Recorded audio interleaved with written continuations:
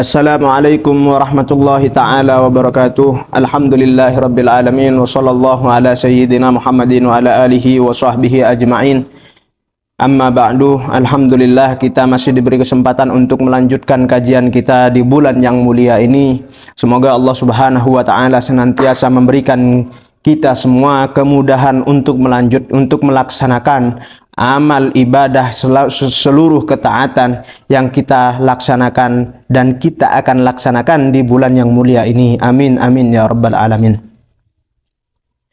Melanjutkan pembahasan yang kemarin, al-haditsut tasi, kita sudah sampai ke hadis yang ke-9. Yang mana hadis ini diriwayatkan oleh an Abi Hurairah Abdurrahman bin Sakhar radhiyallahu taala anhu.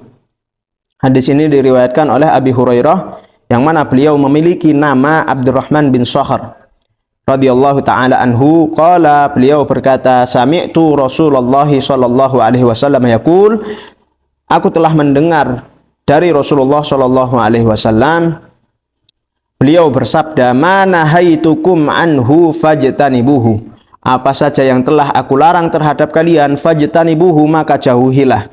Wa ma amartukum bihi, dan apa saja yang telah aku perintahkan terhadap kalian, fa'tu minhu mastata'tum, maka lakukanlah sebisa kalian. Fa inna ma ahlakal ladzina min qablikum kathratu masailihim. Bahwa sesungguhnya ada orang-orang sebelum kalian yang telah binasa atau dibinasakan oleh Allah Subhanahu wa taala disebabkan kathratu masailihim, disebabkan banyaknya bertanya tentang sesuatu yang tidak perlu ditanyakan. Waqtilafuhum ala anbiyaihim, dan mereka selalu menyelisihi terhadap para nabi mereka. Rawahul Bukhari wa Muslim, dan hadis ini diriwayatkan oleh Al-Imamul Bukhari dan Imam Muslim rahimahumullahu ta'ala wa nafa'ana bih. Kita akan bahas teks daripada hadis Kanjeng Nabi Muhammad sallallahu alaihi wasallam yang telah kita baca. Qala nafa'anallahu bih, sami'tu Rasulullah sallallahu alaihi wasallam yaqul, aku telah mendengar Rasulullah Shallallahu Alaihi Wasallam bersabda, mana haitukum anhu, ya, yang apa saja yang telah aku larang terhadap kalian, ya, entah larangan tersebut bersifat haram seperti halnya dawuh atau sabda Kanjeng Nabi Muhammad Shallallahu Alaihi Wasallam yang berbunyi, la tu'adzibu bi'adzabillah, janganlah kalian menghukum makhluk Allah dengan hukumannya Allah. Apa itu? Dengan api. Ya, ini ketahuilah, ini adalah larangan yang dilarang oleh Kanjeng Nabi Muhammad Shallallahu Alaihi Wasallam, yang mana larangan ini bersifat haram. Dan ada juga larangan yang mana larangan itu bersifat makruh, seperti halnya yang disabdakan oleh Kanjeng Nabi Muhammad Shallallahu Alaihi Wasallam, la ta'kulu bishimal, janganlah kalian memakan dengan tangan yang kiri. Nah, jadi di sini kita ketahui bahwasanya ada larangan yang mana larangan tersebut bersifat haram, dan juga ada larangan yang mana larangan tersebut bersifat makruh. Maka kata Kanjeng Nabi Muhammad SAW, bagaimana? Fajtanibuhu, maka jauhilah.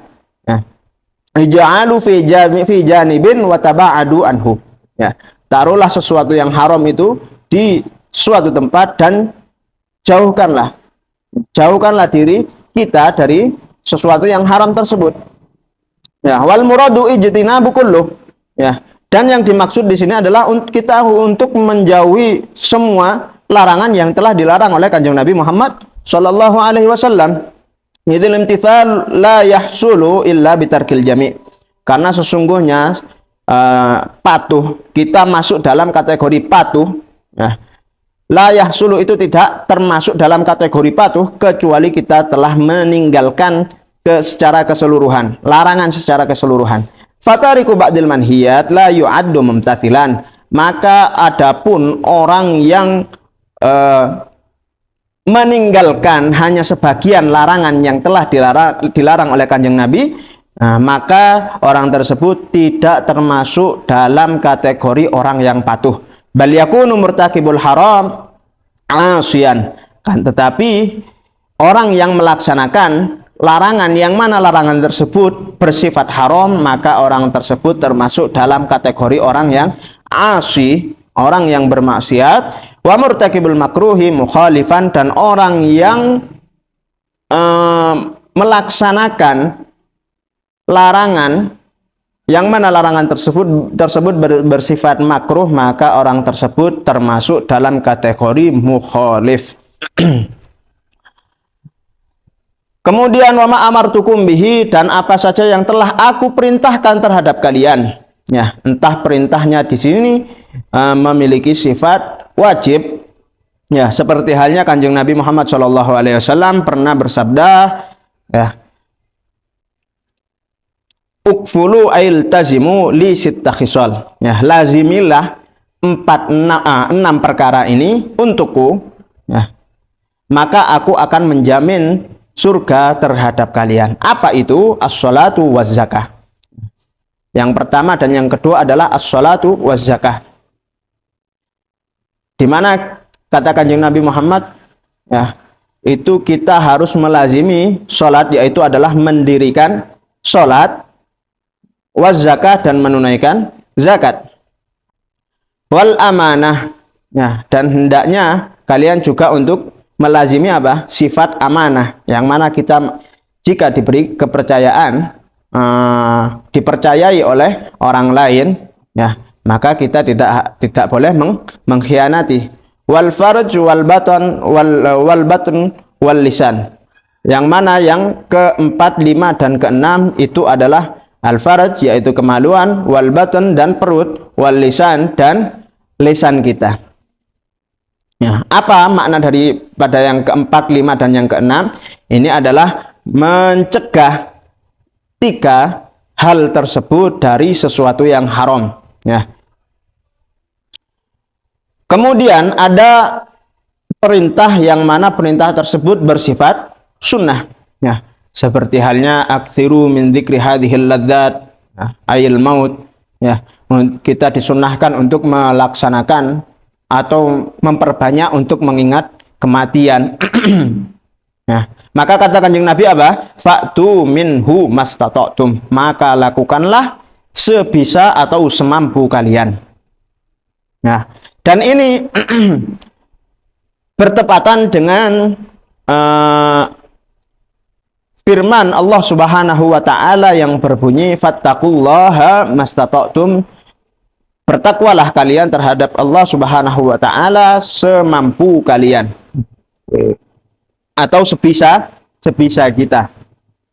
Nah, terus kemudian fa inna ma ahlakal ladzina min qablikum, karena sesungguhnya ada umat-umat terdahulu, orang-orang yang hidup sebelum kita.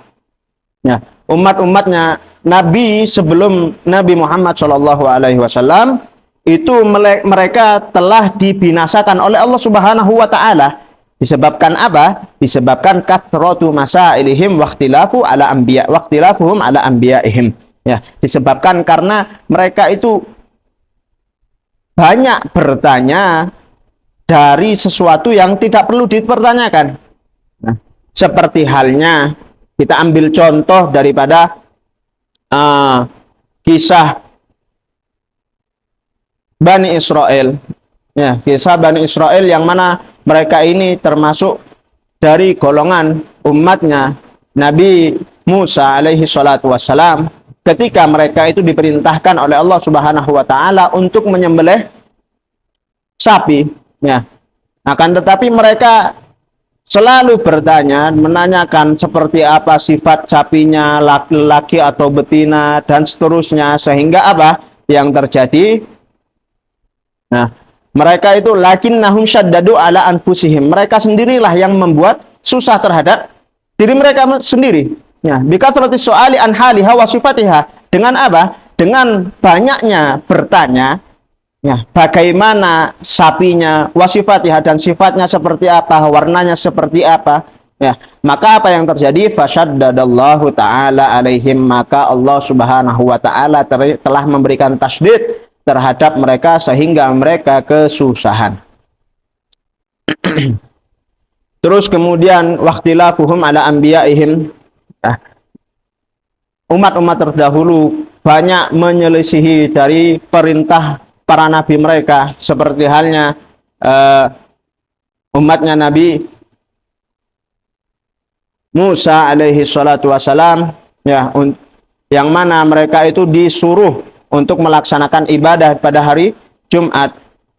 Wa akhbarahum bi fadlihi, dan kemudian Nabi Musa alaihi salatu wassalam mengabarkan kepada mereka, ya, bi fadlihi, tentang keutamaan pada hari Jumat. Fa abau illa ta'ifatan minhum. Ya, dan mereka apa? Menolak. Ya, menolak untuk melaksanakan ibadah pada hari Jumat. Waqalu, dan kecuali apa? Kecuali ada beberapa daripada mereka. Waqalu, dan mereka mengatakan kepada Kanjeng Nabi Musa alaihi salatu wassalam, la nuridu yaumal jum'ah wa nuridu yaumas sabat. Ya, kami tidak menginginkan ibadah di hari Jumat, akan tetapi kami menginginkan ibadah di hari Sabtu. Fasyaddadallahu alaihim wa harrama alaihimus sayd saydus samak fihi. Ya, maka kemudian Allah Subhanahu wa taala telah memberikan tasdid terhadap mereka sehingga mengharamkan saydus samak, untuk menangkap ikan di hari Sabtu. Dan itulah hadis Kanjeng Nabi Muhammad SAW, bahwasanya apa yang telah diperintahkan terhadap kita, entah itu perintah yang bersifat sunnah ataupun wajib, maka hendaknya kita untuk melaksanakan semampu kita, sebisa kita.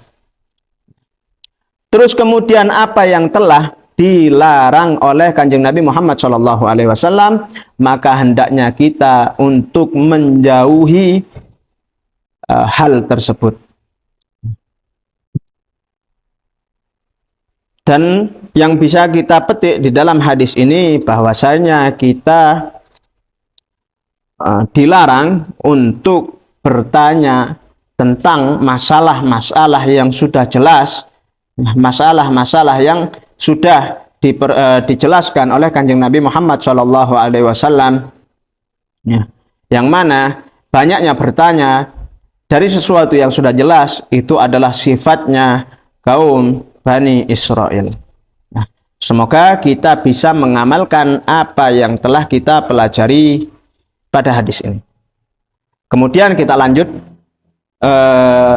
di hadis yang ke-10. Yang mana hadis ini bertema al-halalu sababun liijabatid du'a wa aklul harami yamna'uha. Ya. Sesuatu yang halal itu adalah penyebab terkabulnya doa, wa aklul haram, dan memakan sesuatu yang haram itu bisa mencegah terkabulnya doa. Hadis ini diriwayatkan oleh Abi Hurairah radhiyallahu taala anhu, bahwasanya beliau berkata, qala Rasulullah sallallahu alaihi wasallam, bahwasanya Kanjeng Nabi Muhammad sallallahu alaihi wasallam bersabda, innallaha ta'ala thayyibun, sungguhnya Allah Subhanahu wa taala itu adalah suatu yang baik, maha baik, ya, la yaqbalu illa thayyiban, dan beliau Allah Subhanahu wa taala tidak akan menerima kecuali dari sesuatu yang baik. Wa innallaha ta'ala amaral mu'minina bima amara bihil mursalin. Ya. Dan sesungguhnya Allah Subhanahu wa taala telah memerintahkan kita sebagai orang-orang mukmin bima amara bihil mursalin. Nah, dengan apa yang telah diperintahkan oleh Allah Subhanahu wa taala terhadap para utusannya. Ya, faqala ta'ala, maka firman Allah Subhanahu wa taala yang berbunyi, ya ayyuhar rusulu kulu minat thayyibati wa amalu sholihah. Nah, wahai para utusan Allah, ya, wahai para utusan, wahai para rasul, ya, kulu, makanlah kalian minat thayyibat, dari sesuatu yang thayyib, dari sesuatu yang baik, baik di sini dalam versi yang halal, baik dalam segi yang enak, yang baik. Wa'malu sholihat, dan lakukanlah amal-amal soleh.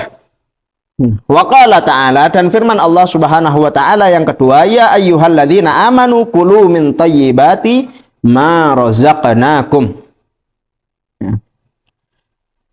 Wahai orang-orang yang beriman, kulu min thayyibati ma razaqnakum, makanlah kalian dari sesuatu yang baik. Ma razaqnakum, yang mana sesuatu yang baik itu telah kami rezekikan kepada kalian. Tsumma dzakara ar-rajulu, kemudian Kanjeng Nabi Muhammad SAW menyebutkan ada seorang lelaki yutilu safara. Dia telah bepergian jauh, asy'atha aghbara.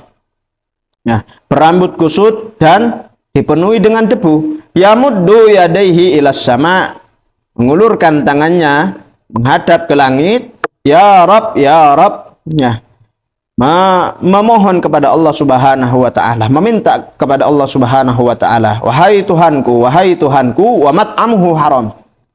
Akan tetapi makanannya bersumber dari sesuatu yang haram. Wa mashrabuhu haram, begitu juga dengan minumannya. Wa malbasuhu haram, begitu juga dengan pakaiannya. Wa ghudhiya bil haram, dan ia diberikan makan dari sesuatu yang haram. Fa anna yustajabulah, maka bagaimana doa tersebut akan diijabahi oleh Allah Subhanahu wa taala?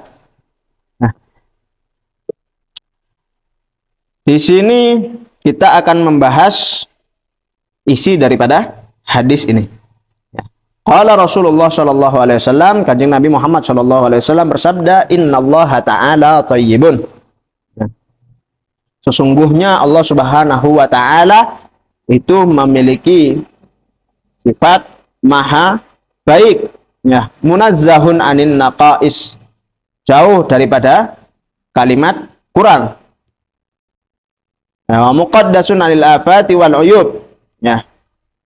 La yaqbalu illa thayyiban.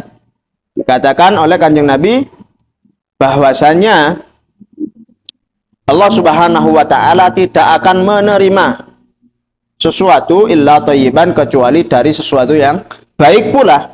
Ay la yaqbalu syai'an min aqwalil abdi wa a'malihi wa amwalihi illa ma kana thayyiban. Atau di sini Allah Subhanahu wa taala tidak akan menerima sesuatu, entah itu dari ucapan seorang hamba atau dari suatu amal atau dari hartanya, tidak akan menerima itu semua illa ma kana thayyiban, kecuali semua hal tersebut itu bersumber daripada sesuatu yang baik. Hasanan, khalian minal mufsidati wal muharramat. Maksudnya baik di sini adalah tidak bersumber dari sesuatu yang rusak dan tidak bersumber dari sesuatu yang haram.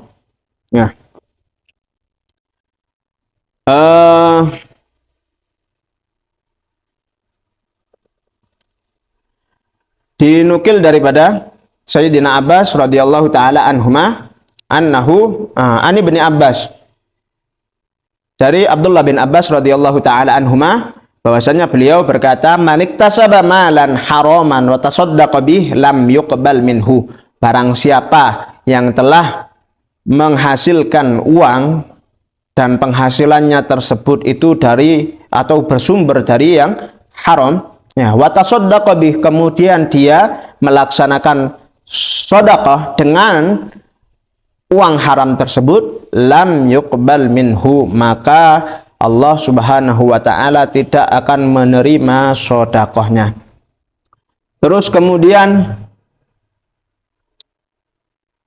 an Abi Hurairah radhiyallahu taala anhu marfu'an, bahwasanya dari sahabat Abi Hurairah radhiyallahu taala anhu,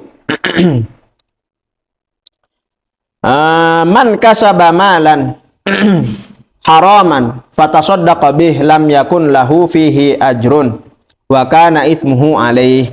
Barang siapa yang mendapatkan harta dari sesuatu yang haram, fatasaddaqa bih, kemudian dia melaksanakan sedekah dari uang tersebut, lam yakun lahu fihi ajrun, maka di sini dia tidak akan mendapatkan pahala, wa kana itsmuhu alaih.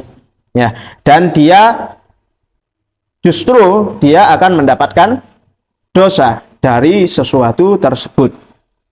Nah, wa qala Sufyan Ats-Tsauri radhiyallahu taala anhu, Imam Sufyan Ats-Tsauri berkata, man anfaqa minal harami fi ta'atillahi, barang siapa yang bersedekah minal haram, dari sesuatu yang haram, fi ta'atillah, untuk ketaatan kepada Allah Subhanahu wa taala, kana kaman tahharat thawbu bil bauli, itu seperti halnya orang yang mensucikan pakaian bil bauli, dengan air kencing. Nah, itu tadi cukup menjelaskan kita dari teks hadis innallaha ta'ala thayyibun la yaqbalu illa thayyiban. Kemudian wa innallaha ta'ala amaral mu'minina bima amara bihil mursalin, sesungguhnya Allah Subhanahu wa taala telah memerintahkan orang-orang mukmin seperti halnya perintahnya yang ditujukan terhadap para utusannya Allah Subhanahu wa taala. Nah,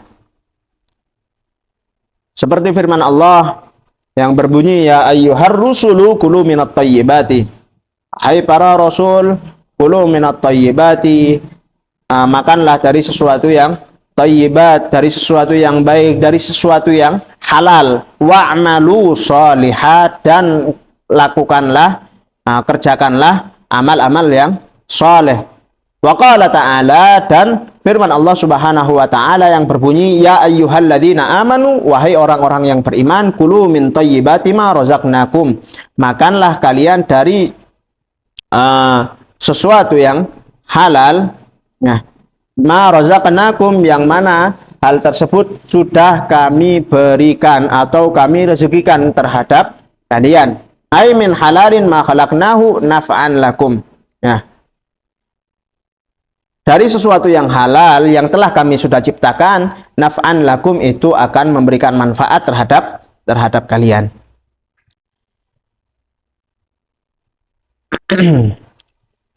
Kemudian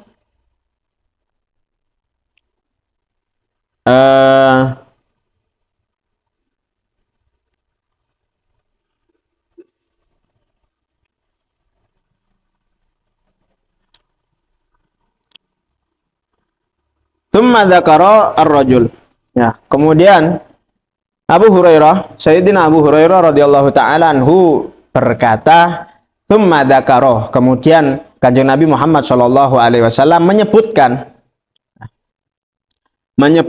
ada seorang lelaki, yang mana lelaki di sini memiliki yutilus safar, dia telah berjalan, melaksanakan perjalanan yang jauh. Nah, dan lelaki tersebut memiliki sifat asy'atha, ya, memiliki rambut yang kusut, washul jasad, dan kemudian memiliki badan yang kotor, ya, dari panjangnya dari panjangnya perjalanan yang telah ia tempuh. Ya, di sini dikatakan di Fathul Mubin karangan Imam Ibnu Hajar Al-Haytami, beliau menyebutkan suatu hadis yang diriwayatkan oleh Abi Dawud wa Tirmidzi wa Ibnu Majah. Di sini Kanjeng Nabi Muhammad sallallahu alaihi wasallam bersabda, salasu da'awatin mustajabatin la syakka fihin. Ya, ada 3 orang yang mana ketiga orang ini ketika berdoa, doanya itu sudah pasti mustajab. La syakka fihin, tidak perlu diragukan lagi. Siapa mereka? Da'watul mazlum. Doanya orang-orang yang terzalimi. Itu sudah pasti terkabulkan, dikabulkan oleh Allah Subhanahu wa taala. Wa da'watul musafir, dan doanya orang yang musafir, doanya orang yang melakukan perjalanan, orang yang melakukan safar. Dan adapun yang ketiga adalah doaul walid liwaladihi. Ya, da'watul walid liwaladihi, afwan. Doanya seorang ayah atau orang tua, doanya orang tua terhadap anak-anaknya, ya, itu sudah pasti dikabulkan oleh Allah Subhanahu wa taala. Dikatakan bahasanya doa orang tua yang mendoakan anaknya itu seperti halnya doanya para nabi yang ditujukan terhadap umatnya. Maka Kanjeng Nabi Muhammad SAW di sini menyebutkan ada seorang lelaki yang mana apa? Yang mana dia telah melakukan perjalanan yang jauh, yutilus safar, ya, memiliki sifat asy'atha ay washul jasad, ya, mutalabbidus sya'r, memiliki jasad atau badan yang kotor saking jauhnya dia melaksanakan perjalanan, ya, dan memiliki rambut yang kusut. Aghbaro, memiliki sifat aghbaro juga. Apa itu aghbar? Aghbar itu adalah badan atau pakaiannya itu telah dipenuhi dengan gubar atau debu. Yang mana dua sifat ini telah menunjukkan bahwasannya seorang lelaki tersebut itu apa? Melakukan perjalanan yang jauh, ya. Seperti halnya yang telah dikatakan di hadis sebelumnya, bahwasanya salah satu orang yang mustajab dakwahnya itu adalah orang yang melakukan safar atau orang yang melakukan perjalanan. Kemudian apa? Yamuddu yadaihi, mengangkat kedua tangannya menuju ke langit. Yamuddu yadaihi ilas sama. Terus kemudian mengatakan ya Rabb, ya Rabb, ya Allah, wahai Tuhanku, a'tini kadza, ya, berikanlah aku ini, berikanlah aku ini. Isrif anni kadza, ya, jauhkanlah sesuatu ini dariku, ya. Memohon kepada Allah Subhanahu wa taala. Walhal annahu mat'amuhu ay mat'umuhu wa ma'kuluhu haramun.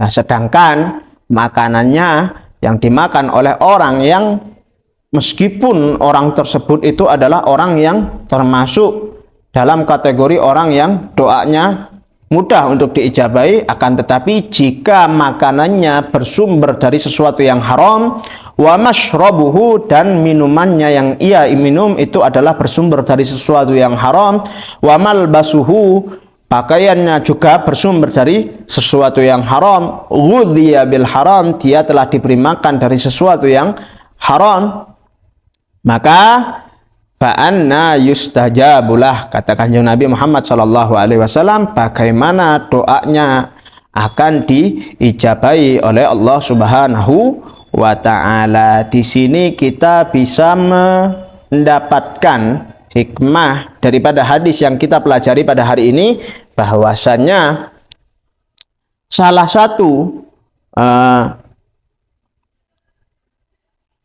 penyebab doa itu diijabahi atau dikabulkan oleh Allah Subhanahu wa ta'ala adalah sesuatu yang kita pakai, sesuatu yang kita minum, dan sesuatu yang kita makan itu bersumber daripada sesuatu yang halal, ya.